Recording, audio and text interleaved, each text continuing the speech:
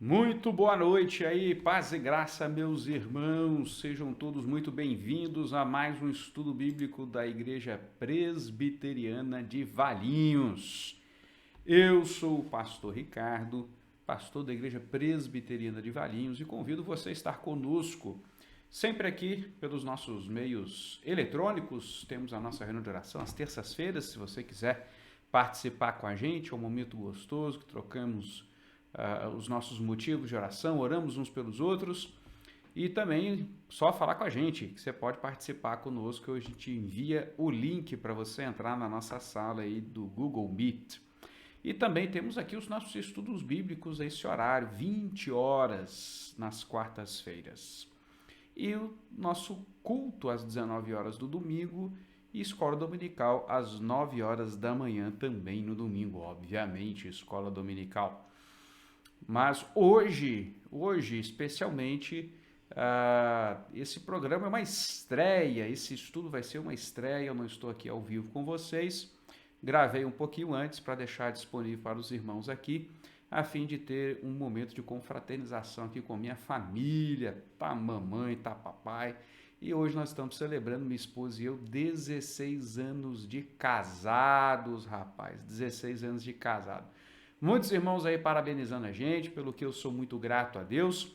E muitos irmãos falando que venham mais 16. Vá desejar coisa ruim para a sua vida, rapaz. Eu quero mais é que Jesus volte, que a gente não chegue a completar nem 17 anos de casado. Isso é que é bênção. Isso é uma brincadeira que eu faço com a minha esposa. Mas é claro que enquanto Jesus não voltar, espero que Ele nos abençoe para que estejamos juntos aguardando por Ele. Te amo, meu amor, Vanessa. Obrigado por aturar-me. Mas nós estamos aqui, queridos, no mês sobre transformação, falando sobre transformação aqui na Igreja Presbiteriana de Valinhos. Falamos no último estudo bíblico que Deus quer uma transformação a partir da nossa mente, porque é da mente que as coisas transcorrem, né? É da mente que as nossas decisões e atitudes se formam. E no domingo nós falamos sobre a transformação que o Evangelho traz, que antes de tudo é uma transformação de uma nova natureza, ou seja, antes mesmo de compreendermos o Evangelho, antes mesmo de sermos capazes de entender as coisas de Deus, o Espírito de Deus já muda a nossa natureza, de modo que agora nós nos tornamos homens espirituais e assim podemos compreender as coisas do Espírito, tá certo? E hoje, queridos, hoje nós vamos tratar sobre essa relação aí que vocês viram no título aí, né? Que é esses fundamentos da transformação, arrependimento e santidade como sustento da transformação. O que nós vamos tratar hoje aqui é justamente essa questão de que algo nos conduz ou nos possibilita a transformação, e há um alvo para o que essa transformação está apontando ou o que consiste essa transformação, tá? Então é isso que nós iremos tratar hoje. Eu peço a você aí a sua atenção por esses próximos minutos e espero que esse tempo aqui seja bênção sobre sua vida. Vamos orar para iniciarmos? Santo Deus, nós te bendizemos pela tua graça e amor que tem sido até aqui derramado sobre nós. Te bendizemos pela tua palavra, te bendizemos por todos os meios que temos tido, Santo Deus, de estudarmos, de inteirarmos mais contigo. Obrigado por tua providência sobre nossa vida, nos dando esse meio também para compartilharmos a tua palavra. Abençoe-nos para que possamos tudo aquilo que fazer aqui, seja para a honra e glória do teu nome, conforme a tua palavra, em fidelidade à tua palavra, e que eu diminua, ó Pai, e tu cresças nesse tempo. É no nome de Jesus que eu oro. Amém. Então vamos lá, meus irmãos. Nós temos aqui esse título, então, essa missão hoje de falar sobre este ponto, né? Os fundamentos da transformação, arrependimento e santidade como sustento da transformação, ou seja, como aquilo em que a gente vai realmente apoiar, buscar, compreender que a transformação está acontecendo. Por que eu estou trabalhando esse tema, né? O que enseja ou traz ocasião para que eu trabalhe este tema? É muito comum, queridos, nós vemos as pessoas com certas dificuldades na vida cristã. E muitas vezes querendo, obviamente, o seu crescimento espiritual, buscando conselho sobre o que fazer. E às vezes quando a gente trabalha essa temática de transformação e fala da mudança de vida e fala da santificação e tudo mais, as pessoas costumam torcer o nariz e dizer que não era bem isso que elas queriam ou esperavam. Eu já ouvi pessoas, quando a gente trata desse ponto, dizer eu queria algo mais profundo. Eu pergunto, o que há de mais profundo do que uma ação de Deus que muda o seu coração a ponto de que você vence pecados que estavam antes arraigados em sua natureza? Então, quando a gente fala de santificação, quando a gente fala de arrependimento, nós estamos falando de ações muito importantes, profundas e necessárias que Deus faz em nossa vida e que, na verdade, elas estão apresentando acerca da nossa pessoa que algo realmente muito importante, profundo, radical aconteceu em nossas vidas, tá certo? Então, primeiro ponto aí que justamente abordando essa questão, né? Por que tanto resistimos a esses fundamentos, né? Por que que tanta gente quer algo mais, ou a gente não atenta ou não percebe que trabalhar transformação tem a ver com santificação, tem a ver com arrependimento? Por que que geralmente a gente se nega ou não gosta dessas ideias, né? A primeira coisa é que nós somos muito afeitos a listas, né? Nós gostamos daquelas listinhas, daqueles passo a passos, né? A gente gosta daquelas coisas de você faz isso para produzir esse resultado, né? A gente gosta muito de algo que nos traga frutos mais, assim, mais imediatos, né? Nós somos extremamente imediatistas e geralmente essas listinhas, elas são muito atraentes, porque, aliás, nos nossos tempos de coachings, né? A gente tem muito essa ideia do processo, processo, processo. Você vive o processo e as coisas vão vir, né? Quase que como você criou uma metodologia espiritual muito arraigada a certas atitudes fáceis, tá certo?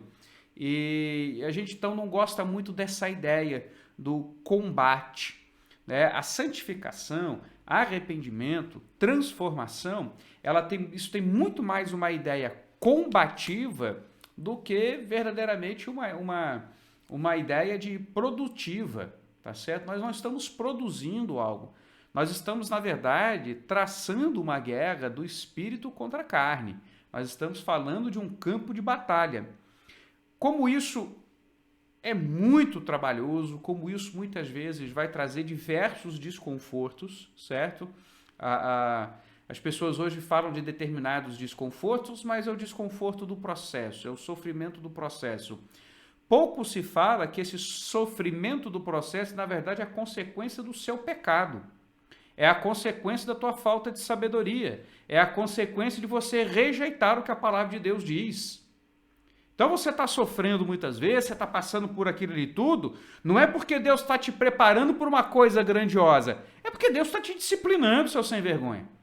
É porque Deus está colocando sobre a sua vida o peso e não deixando você pensar como a bastardos, ele faz isso com os bastardos, e Deus não está deixando você pensar que você pode viver em pecado, como se as coisas fossem simples assim. Então, é muito importante você compreender essa realidade de que o que você passa, as coisas que Deus está fazendo sobre a sua vida, tudo isso, todas essas coisas que Deus está fazendo sobre a sua vida, todas elas, elas podem ter sim uma ligação com o seu comportamento, com a sua rejeição à palavra de Deus. Então, chega dessa ideia, né, de você querer trabalhar todas as ações de Deus como sendo algo apontando para o depois. Deus está te colocando num processo. Não, meu querido, o fato é que você está passando por esse sofrimento porque você não teve sabedoria para estudar, para se preparar para o mercado de trabalho. Você preferiu certas fantasias, certas coisas aí da vida, né? Ao invés de se colocar na presença de Deus, você preferiu outras coisas, o que acabou tornando a sua vida, esse inferno que você está vivendo, né, meu querido? Então, está na hora de você criar certa vergonha e começar a viver uma vida que externize mais o seu temor a Deus, o seu conhecimento da palavra de Deus, né? Que tal? Então, muitas vezes é isso, mas as pessoas preferem as listinhas, as pessoas preferem essas coisinhas de você faz isso que gera resultado, faz isso outro, porque essas coisas, elas tiram esse caráter difícil do caráter combativo da vida cristã, que nós estamos lutando contra o pecado, nós estamos lutando contra o velho homem, né? Paulo vai dizer, fazei, pois, morrer a vossa natureza terrena. Inclusive, esse é o tema do Vale Camp 2023, você está convidado aí a participar com a gente, tá? Assim, a Escritura trazer essas coisas é quase um assinte da parte de Deus ter revelado essas coisas, porque o que eu quero, na verdade, é uma listinha com passo a passo, que eu faço isso, eu já produzo esse resultado. Não existe, querido. É um combate, tá certo? É um embate, tá? Um outro ponto importante aí para nós aí compreendermos, né, por que isso tudo gera algumas dificuldades, é que nós somos preguiçosos. Nós somos preguiçosos, queridos. Isso é uma coisa tanto quanto difícil de se ouvir. Mas muitas das coisas que você passa na sua vida, elas estão relacionadas à sua preguiça. Você não quer se empenhar. A própria ideia da listinha também, ela se torna muito atraente para o preguiçoso, porque ele se contenta com o que se produz através daquela sequência de passos que foram listados ali para ele, e ele desiste logo, porque se a vida cristã foi essa constante luta, foi essa constante busca e espera, então eu não quero, então deixa para lá, eu não quero essa vida cristã. Certo? A preguiça, queridos, é o que nos impede, por exemplo, de viver entre irmãos. Muitas das nossas atividades, muitas das coisas que nós fazemos na igreja não vão para frente por causa da preguiça. Os irmãos não querem mais sair de casa. Tem muita gente que não voltou da pandemia, não foi mais ao culto, não foi mais um domingo à noite cultuar, nem para Santa Ceia. Eu quero dizer para você que você está tomando ceia aí na tua casa, você não está tomando ceia coisa nenhuma. Você não está partilhando pão com a gente, você não está com a gente lá. Ceia é algo presencial, não tem como você partilhar do pão sem estar junto, tá? Muita gente não faz por comodismo. Por comodismo. E quando você fala de santificação, quando você fala desse combate, quando você fala de algo que não tem fim até a volta de Cristo, né? Tenho por certo que aquele que começou a boa obra há de terminá-la até o dia de Cristo, tá certo? O Espírito nos deu dom para que fôssemos sendo aperfeiçoados, tá? A preguiça também, ela nos rouba a possibilidade ou nos rouba o ânimo de nos colocarmos a certas atitudes, a fazermos certas coisas por nossos irmãos e tudo mais, porque a gente dá uma preguiça de ir lá, chamar o irmão, gastar um verbo, gastar um tempo com ele, tentando se conciliar, tentando fazer as coisas. Querido, não subestime a preguiça, tá certo? Eu escuto muito, meus irmãos, aqui, né, na igreja, no presbitério e tudo mais, uma questão que é, por exemplo, que você assim, não vai ter o funcionamento das sociedades internas, porque as sociedades internas, elas engessam a igreja. Não, queridos, o que engessa a igreja é preguiça, tá? Eu venho de pastorear durante 20 anos a região da Grande São Paulo. Todas as igrejas que eu pastoreei tinham sociedades internas, os presbitérios, suas federações, e o sínodo, né? Passei 2 anos ali no presbitério Centro-Norte Paulistano, naquele sínodo do Norte de São Paulo. Depois fui pro Oeste Paulistano, Sínodo de São Paulo, fui depois presbitério de Cotia, Sínodo de São Paulo, e funcionava. Sociedade interna, a nossa federação e a nossa sinodal, tá? Funcionava. Nós fazíamos, a sinodal fazia acampamento, organizava acampamento e enchia de gente, tá certo? Rolava casamento, os irmãos casavam, conheciam, não queria namorar com os menininhos da igreja, porque são meio irmão, né? São muito próximos e pipipi, bababá.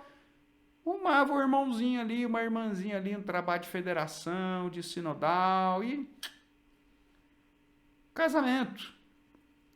Mas o que a gente tem, na verdade, é essa preguiça de se dedicar às práticas espirituais, à vida espiritual, ao combate contra o pecado. Outra questão aí que nos leva a resistirmos a esse fundamento é aí uma certa idolatria que nós temos em nosso coração. Nós temos em nosso coração aí muitas vezes uma subserviência, um inclinar-se a nos colocar a mão na mão dos outros, né?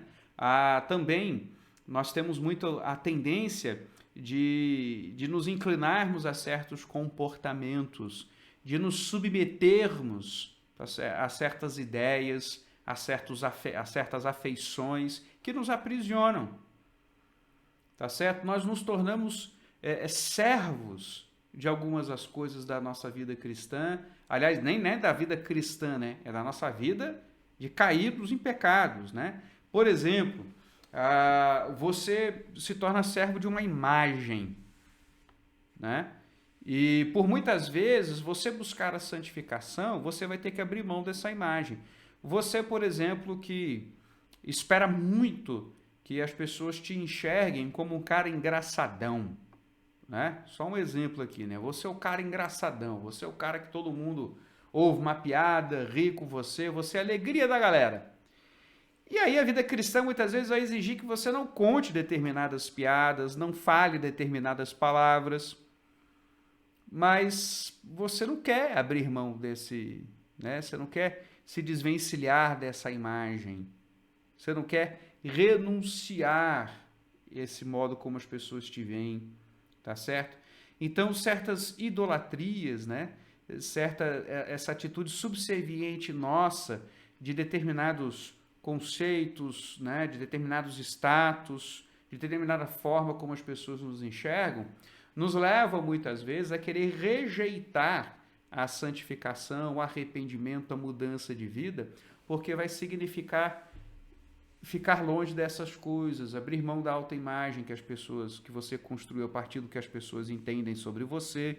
Enfim, nós vamos percebendo que muitas daquelas coisas que nos dificultam no crescimento espiritual são coisas às quais nós nos submetemos. Certas companhias, certas amizades, conceitos, ideologias. E a gente não percebe que não há crescimento espiritual da nossa parte, às vezes, por causa do tipo de coisa que nós pensamos, certo? Uma coisa muito comum, às vezes a gente recebe irmãos para aconselhamento, né? Eles dizem, pastor, eu vim buscar aconselhamento porque eu estava fazendo um acompanhamento psicológico e a psicóloga ela me disse que eu precisava abrir mão de determinado relacionamento com o pai, com a mãe, até com a esposa, me divorciar, sair de casa, porque a pessoa é muito tóxica e tudo mais. E eu tentei por um tempo fazer isso, mas eu amo tal pessoa, eu não quero viver sem essa pessoa, mas eu não sei como fazer para voltar atrás. Ou seja, essa pessoa era tão serva do conceito dela de autopreservação que ela se embrenha em pecados, em modos de se relacionar, desconsiderando completamente o caráter redentivo dos nossos relacionamentos, em que nós refletimos aquele que estava em Cristo reconciliando o mundo consigo. E ao invés de termos atitudes cristãs que buscam reconciliar, que buscam consertar os relacionamentos, acabamos comprando essas ideias, porque essas ideias apelam a algo ao qual nós servimos muito, que é o nosso conforto. Nós amamos o conforto, nós amamos não termos trabalho, nós amamos não termos que enfrentar circunstâncias constrangedoras, nós amamos não trabalharmos certos afetos, a gente ama se proteger, tá certo? Então, assim, esse caráter de subserviência a certos conceitos, ideologias, afetos, imagens, companhias, pessoas, essa nossa tendência idólatra de temor de homens nos conduz muitas vezes a não experimentarmos ou a não desejarmos, né, arrependimento e santificação, porque são coisas muito complicadas, desconfortáveis e que constantemente nos confrontam, tá? E aí um outro ponto, que é o fato então que nós estamos buscando um super-herói, né? O que resulta de tudo isso, né? Que a nossa grande busca, o nosso grande interesse é que alguém faça por nós.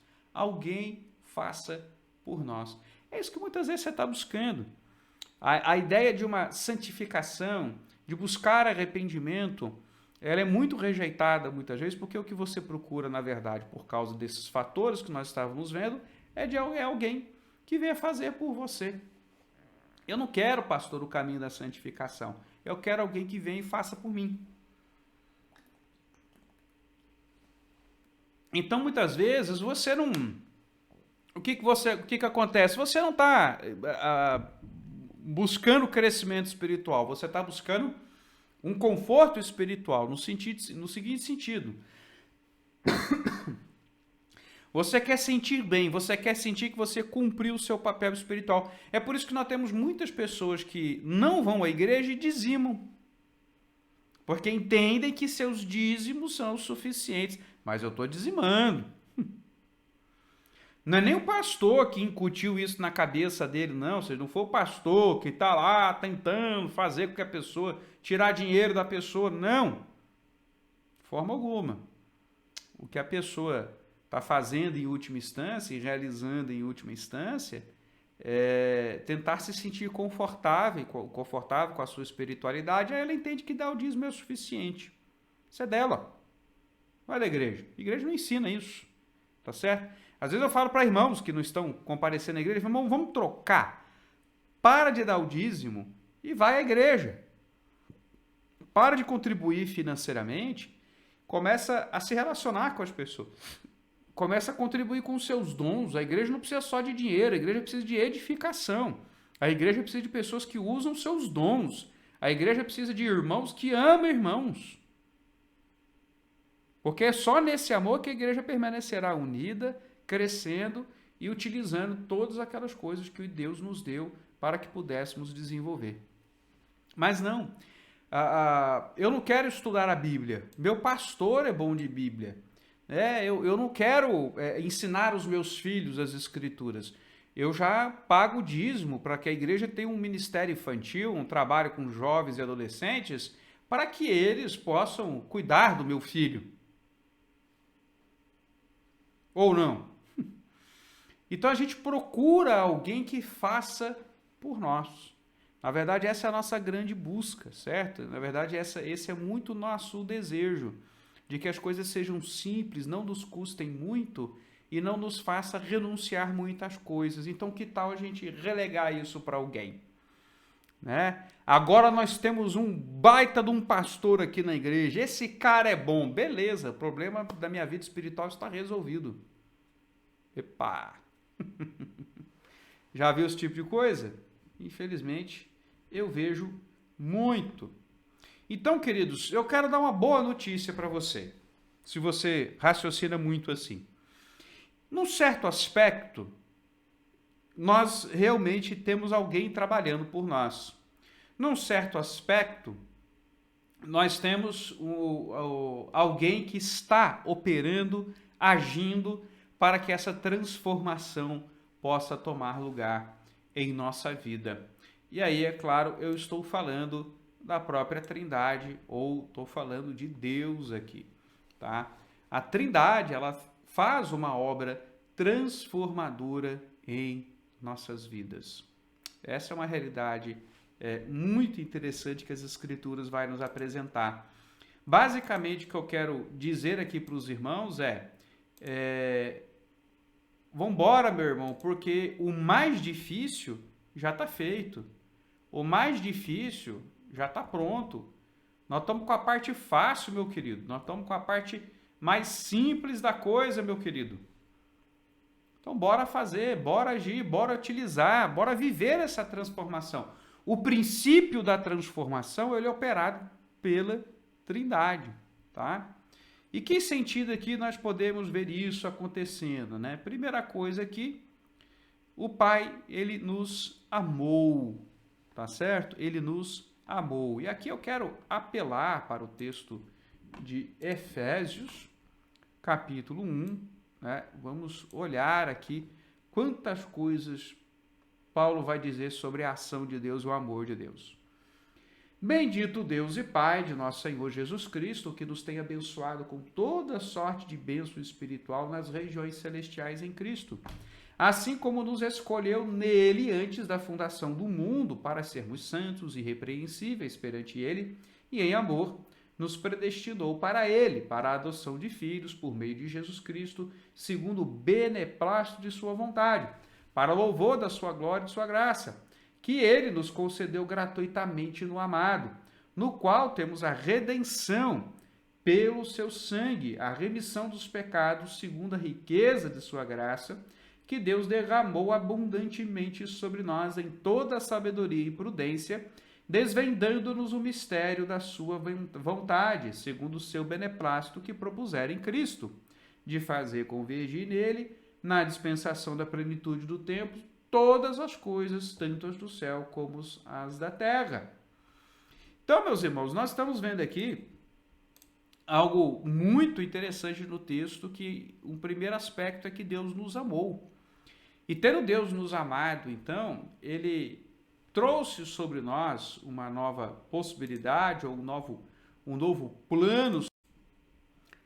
Então, querido, retornando aqui, Deus trouxe sobre nós essa nova possibilidade, esse novo plano. Deus planejou algo, queridos. Nós não estamos caminhando, andando aí ao nosso próprio bel prazer, as nossas próprias ideias, nós não estamos simplesmente construindo. Deus não está escrevendo a sua história, ou tampouco nós estamos escrevendo a nossa história, de modo algum. Quem faz isso, quem já colocou isso para nós, foi o Senhor, tá certo? Então, queridos, nesse caminho de transformação que nós estamos vivendo, nós estamos falando de um Deus que nos trouxe um princípio, um meio e fim. E isso deve causar ou trazer para nós, né, uma tranquilidade muito grande quanto aos passos que devem ser dados. Precisamos compreender, portanto, que a ideia de transformação, o caminho que nós estamos seguindo, ele já está estabelecido. Não somos nós que estamos aqui operando, agindo ou fazendo as coisas a partir de nossas próprias ideias, não. Deus colocou essas coisas já para que sejam feitas. Então você vê, o que ele planejou basicamente, por exemplo, ele nos adotou em Cristo Jesus. Nós não fomos deixados à nossa própria sorte, nós não fomos abandonados à nossa própria sorte. Deus, Pai, nos adotou em Cristo Jesus. Ele nos trouxe para perto de si. Enquanto a ação em Adão foi de nos afastar de Deus, a ação em Cristo Jesus foi de nos aproximar. De modo que Deus, a nos adotar, nesse seu planejamento aí, né, quando ele nos dá essa adoção, ele nos dá a possibilidade de experimentarmos, usarmos aquilo que é de seu filho, tá certo? Então nós podemos dizer também que Deus, ele proveu sobre nossas vidas, ele tem provido aquilo que é necessário sobre nossas vidas. Ele não está tão pura e simplesmente fazendo exigências e colocando coisas, alvos para nossas vidas. Ele nos deu em Cristo Jesus todas as bênçãos nas regiões celestiais. Vou dizer religiões celestiais, né? Já essa é a heresia aqui. Você vê como a heresia aparece. Tá? Mas ele nos provê aquilo que é necessário. Nós temos todas as bênçãos necessárias. Essas coisas estão dispostas para nós por meio de Cristo Jesus. Tá? E, além disso, também, ele efetua em nós. Né? Paulo vai dizer lá em Filipenses, no capítulo 2, verso 13, deixa eu colocar para os irmãos aí, olha aí, que legal, ó. Porque Deus é quem efetua em vós tanto o querer como o realizar, segundo a sua boa vontade. Deus, ele está efetuando este fato. Deus está efetuando esta realidade em nossas vidas. Não é algo que nós contamos a nosso bel prazer ou estamos sozinhos nisso. O nosso querer e o nosso realizar, e aqui Paulo está fazendo referência ao querer aquilo que é do outro em primeiro lugar, a pensarmos a mesma coisa, a termos o mesmo sentimento. Todas essas realidades que são necessárias à vida cristã, a santificação, ao desenvolvimento da vida espiritual, conforme ele está colocando aqui, todas essas coisas é Deus quem opera em nós. Deus, ele não nos abandonou à própria sorte. E isso é algo extremamente significativo de nós pensarmos. Né? Não é nem a questão para atender o preguiçoso, olha, você não precisa se preocupar que você não vai ter que fazer nada, você não vai ter que decidir nada, Deus é que vai efetuar, mas essa ideia do efetuar tem a ver que a escolha é tudo uma capacitação de Deus, e Ele que torna eficaz as nossas escolhas, é Ele que torna eficaz a obra de Cristo Jesus em nós, por meio da sua providência, da sua ação, para que nós possamos então ter a caminhada cristã. Tá? Ele vai dispor de toda a sua providência para que a nossa transformação, para que o nosso caminhar possa seguir o rumo que ele planejou nos usar, tá certo? Então, obviamente, o próximo passo é nós pensarmos aqui no Filho, né? O que o Filho teria feito aí? Primeiro, ele pregou. Ele pregou. Vamos trazer essa ideia aqui de uma forma muito simples para os irmãos de por que esse ponto ele é importante e interessante para nós aqui, ó. A oração sacerdotal de Jesus, né?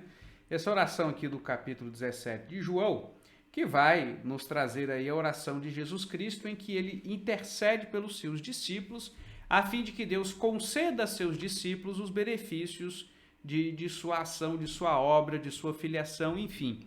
A ideia de sacerdotal é a ideia de que ele intercede de modo a que as suas coisas sejam dedicadas a nós. Então, olha só que interessante. Eu te glorifiquei na terra, olha aí, né? Ele começa a oração.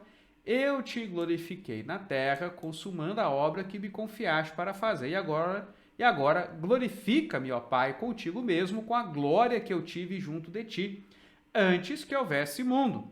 Manifestei o teu nome aos homens que me deste do mundo. Eram meus, tu os confiaste, e eles têm guardado a tua palavra. Agora eles reconhecem que todas as coisas que me tens dado provêm de ti, porque eu lhes tenho transmitido as palavras que me deste, e eles a receberam, e verdadeiramente conheceram que saí de ti, e creram que tu me enviaste.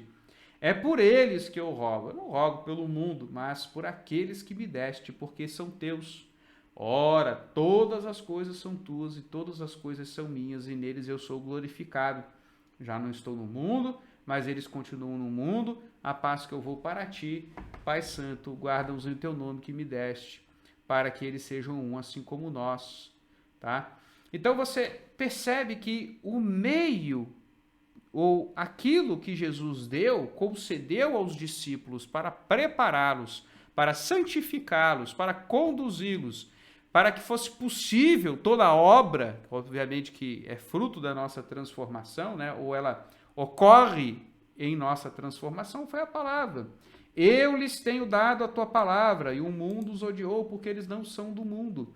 Veja como a palavra, essa pregação de Jesus, ela é fundamental, tá? A ideia é que o Filho é o pregador, né? Ele é o grande profeta, e já vem desde o Antigo Testamento apresentando as verdades divinas como anjo do Senhor, agora aqui o Filho encarnado de Deus, mas ele é aquele que nos dá um dos principais elementos necessários para que nós compreendamos e vejamos os meios para que a nossa vida seja transformada, que é a palavra. Então Jesus ele vem e prega e santifica os seus discípulos na palavra.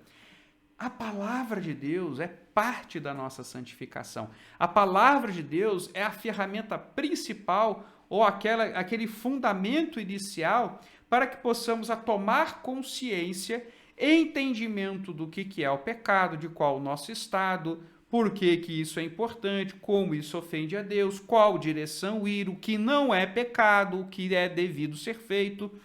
É a palavra de Deus que vai nos instruir, mas principalmente não simplesmente fazendo listinhas, isso pode, isso não pode, isso pode, isso não pode. Não, a palavra de Deus ela vai nos contando uma história, não simplesmente uma história de como somos pecadores, mas uma história de como Deus é gracioso. Porque essa mesma palavra, essa mesma pregação nos revela que nós não somos capazes de realizar a operação, essa transformação por nós mesmos, tampouco o seu fruto final, que é a glorificação, mas que Deus está trabalhando. Então, essa pregação é fundamental para nos dar consciência, entendimento, direcionamento, certo? Então, o Filho, ele pregou, o Filho, ele obrou dessa forma sobre nossas vidas. E ele, então, ele nos santificou, ele nos separou para Deus. A obra, a santificação, queridos, a gente pensa muito na santificação como uma questão da antropologia, ou uma questão da parte antropológica da soteriologia, ou seja, a parte do ser humano, da ação humana, dentro da teologia da salvação. Antropologia, doutrina do homem, né, antropologia bíblica, e a soteriologia, a doutrina da salvação. Tá? Então a gente pensa muito que essa parte da santificação ela está relacionada à nossa antropologia, mas antes ela está relacionada à cristologia, e dentro da cristologia está relacionada aos ofícios de Cristo, e dentro dos ofícios de Cristo está relacionado ao sacerdócio de Cristo. Nós só podemos nos santificar, Deus só cumpre a sua promessa de que nós seremos santos por ele ser santo, porque Cristo nos santificou, Cristo nos pagou o preço, Cristo nos comprou diante do Pai, Cristo desviou de sobre nós a ira de Deus, tá? Então, é só por isso que isso tudo é capaz. É só dentro dessa realidade que isso tudo é capaz, tá? Não fosse essa obra, não fosse essa ação de Cristo Jesus, não adianta a palavra, não adianta nada disso, porque sem sermos santificados a Deus, comprados, sem que possamos ser reaproximados, reenxertados em Deus, reconciliados com Deus, não tem como santificar. Nós estaríamos jazendo nesse mundo que jaz no maligno. Esse é o ponto. Então, antes de tudo, a santificação, né, a gente pensa muito nesse aspecto antropológico do eu evitar certas coisas ou eu praticar determinadas coisas. Antes disso, vem Cristo Jesus me separando, me resgatando, me reintroduzindo num relacionamento com Deus, me distanciando deste mundo e me aproximando de Deus. E isso como? Ele entregando a sua vida, fazendo com que Deus não me olhe mais através dos meus pecados, mas através da santidade dele. Então a santificação, ela não começa na antropologia, ela começa na cristologia, por assim dizer, na sua prática, na sua efetivação. Tá? É Deus quem vai nos tornar santos. Interessantemente, ele falava isso para um povo que ele entregou ali os sacrifícios, todos aqueles ritos, e depois ele vai dar o seu filho para cumprir tudo aquilo ali e trazer a efeito tudo que ali está. Tá? Então, além disso, aí nós vamos ter Cristo Jesus também, unificando a sua igreja, unificando o seu povo, nos tornando um, nos tornando cooperadores, nos tornando esse corpo unidos, tá certo? Ele foi dizer ali, né? Nós vamos voltar aqui a nossa. Cadê aqui? Opa! Voltemos ao Evangelho. Diz aí. Ele vai dizer aqui que tudo que ele fez aqui para que nós, ou para que os discípulos ali no caso, para que eles fossem um. Ó, não rogo somente por estes, mas também por aqueles que vierem a crer em mim por intermédio da sua palavra. Percebeu aqui? Então isso não trata só dos discípulos, não foram só eles que foram tornados um, não era um clubinho ali de 12, 11 pessoas aí, tá? A fim de que todos sejam um, e como és tu, ó Pai, em mim e eu em ti, também sejam eles em nós, para que o mundo creia que tu me enviaste. Então veja, mais uma vez também a gente percebe que determinada doutrina, por exemplo, aqui no caso, nós estamos falando aqui da eclesiologia, a eclesiologia ela não começa na pneumatologia, ou seja, a nossa doutrina da igreja ela não começa no Espírito Santo, ainda que a igreja ela seja plantada, edificada e cresce no poder do Espírito. Mas a nossa eclesiologia, o fato de que nós somos feitos um corpo, unidos pela ação do Espírito Santo em aplicar as obras, em aplicar os efeitos da obra de Cristo sobre nós, tá?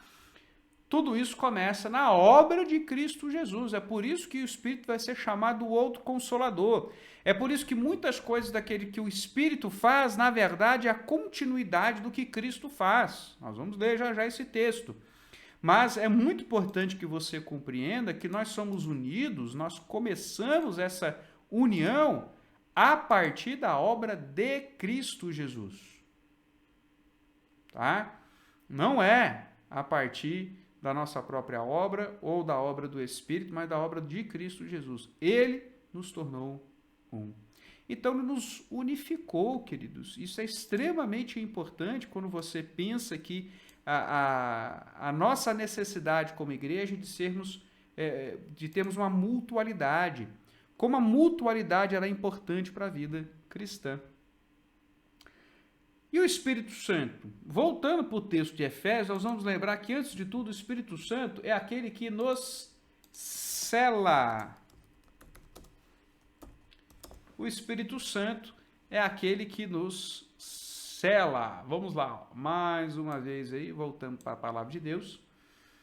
Em quem também vós, depois de ouvistes a palavra da verdade, o evangelho da vossa salvação, tendo também nele Cristo, fostes selados com o Santo Espírito da promessa, o qual é o penhor da nossa herança.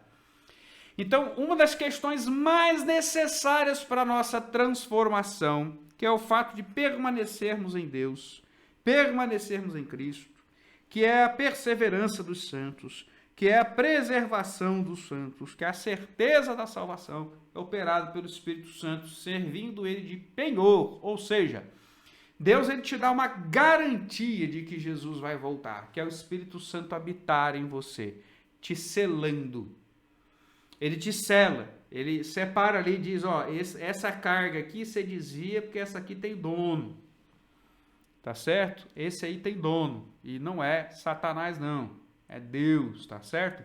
Então nós vamos receber a nossa herança em Cristo Jesus. Nós vamos receber o fruto da obra de Cristo Jesus, necessariamente a nossa herança, porque fomos adotados em Cristo Jesus. Lembra, a adoção é parte da providência de Deus, é parte do plano de Deus, é parte da obra de Deus em nossas vidas, em Cristo Jesus.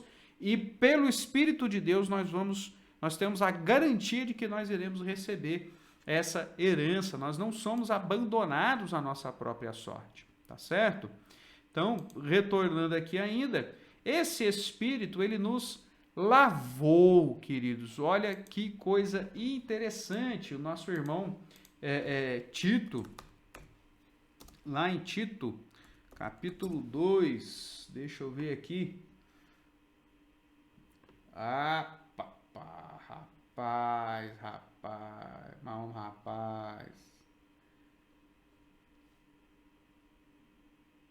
Então, olha lá, Tito, capítulo 3, verso 5, ou vamos ler a partir do verso 4 aqui, ó. Verso 4, vai dizer assim: quando, porém, se manifestou a benignidade de Deus, nosso Salvador, e seu amor para com todos, não por obras de justiça praticadas por nós, mas segundo sua misericórdia, ele nos salvou mediante o lavar regenerador e renovador do Espírito Santo. Você foi lavado, renovado, regenerado pelo Espírito Santo.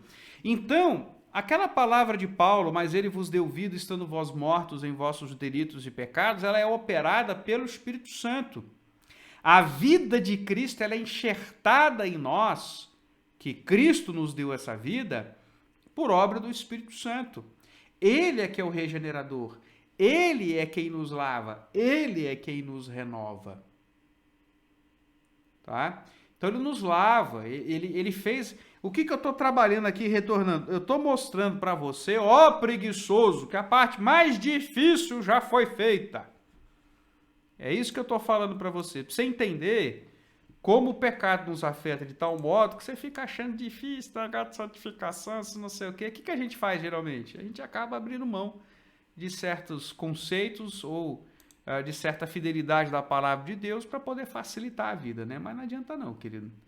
O que é. Mas vamos lá. Ele equipa. O Espírito Santo, ele nos equipa. E aqui a gente vai... Obviamente, né? Eu não posso deixar de apresentar esse texto para os irmãos, que é lá de primeiro aos Coríntios, né? Ou 1 aos Coríntios, capítulo 12, deixa eu... Aqui, 1 aos Coríntios, capítulo 12, olha só o que vai nos dizer aí o texto bíblico. Ora, diversos são os dons, mas o Espírito é o mesmo, e também a diversidade nos serviços, mas o Senhor é o mesmo, e a diversidade nas realizações, mas mesmo Deus é quem opera tudo em todos. A manifestação do Espírito é concedida a cada um visando um fim proveitoso. Então, queridos, Paulo vai dizer também lá aos Efésios que a igreja ela recebe dons para que nós não sejamos balançados de um lado por outro por todo vento de doutrina. Ou seja, nós estamos recebendo constantemente a ação de Deus sobre nossas vidas, para que possamos edificar uns aos outros. A transformação tão necessária em nossas vidas, ela é operada também pelo Espírito de Deus por meio dos dons que Ele dá aos outros e aos demais irmãos. Por isso é importante o seu convívio com a igreja. Por isso é importante você compreender que não dá para ser crente sozinho. Você não pode ficar na tua casa aí acomodado assistindo as coisas pela televisão, pelo YouTube.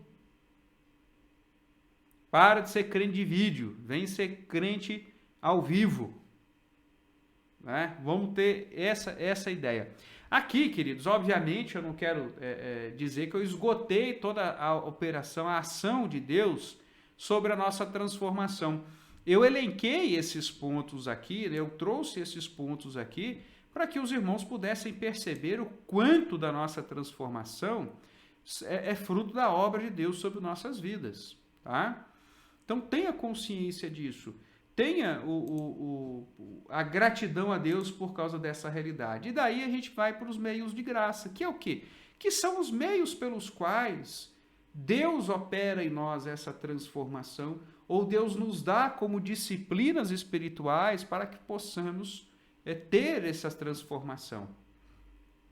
Primeiro, a palavra de Deus, que como nós vimos em Cristo Jesus na sua oração, ela é uma palavra que santifica. Paulo vai dizer também que toda palavra, que toda a escritura é útil para o ensino, para a instrução, para a correção, para a preparação para a da boa obra. Tá? A palavra de Deus é quem nos revela quem é Deus, revela quem nós somos, revela o próximo. É a palavra de Deus. É com ela que nós vamos guardar o coração. É com ela que nós vamos proteger nossa mente das artimanhas do inimigo, das ideologias desse mundo. Em segundo, a oração. A oração, queridos, ela é um relacionamento. A oração ela não é acontecimento, ela é um relacionamento. A oração somos nós indo diante de Deus. E ela é um exercício de fé. Se eu creio que todas as coisas estão nas mãos de Deus, eu vou me dedicar a uma vida de oração. E aí é uma percepção que você deve ter. Você é uma pessoa de mais ação, uma pessoa de mais oração. E por favor, gente, aquele negocinho, sabe? Oração e ação, né? Porque é orar mais agir, oração, pelo amor de Deus. Pelo amor de Deus, irmãos, pare de viver dessas bobagens de internet, dessas bobagens desses pregadores que não estudam a palavra de Deus e tem que ficar inventando firula para parecer que está passando conteúdo para você. Tá certo? Querido, orar não significa agir, não tem essa de oração mais ação, de orar mais ação, não. Orar significa se colocar nas mãos de Deus. Quando você fala da esperança, do esperançar do cristão, é que não é essa estagnação. E não é uma ação que é garantidora, mas é uma ação no sentido de assumir os exercícios que Deus lhe deu para fazer. Mas a oração, ela é esse relacionamento com o Pai em que você exercita a sua fé e o seu conhecimento que você tem daquilo que Deus se revelou na sua palavra.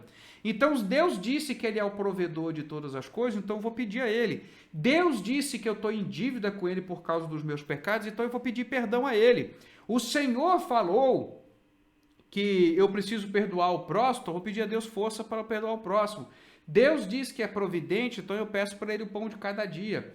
Deus disse que Ele é o soberano, então eu falo para Ele que eu quero o reino dEle. A palavra me revela e eu exercito a minha fé por meio dessa palavra, por meio do que eu aprendi. E me relaciono com Deus a partir dessa perspectiva. Se Deus vai fazer ou não, não sei. Você vê aí o camaradinho ensinando no seu curso, né? Aí, um cara aí que é de uma graça internacional aí, que diz que você tem que orar para o diabo ouvir, por exemplo. Ou seja, uma coisa que é do relacionamento com Deus virou agora algo para eu falar, para eu me dirigir ao diabo. Vá para o diabo que te carregue, meu camarada. Eu estou orando para Deus, é diante de Deus.